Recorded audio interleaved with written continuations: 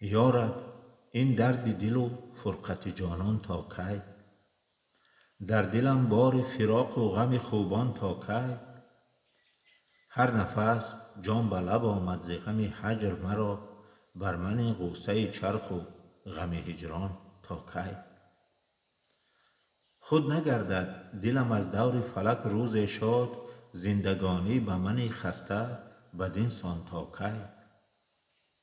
هر کسی در پی کار او سر و سامان است، من سرگشته چنین بی سر و سامان تا کی؟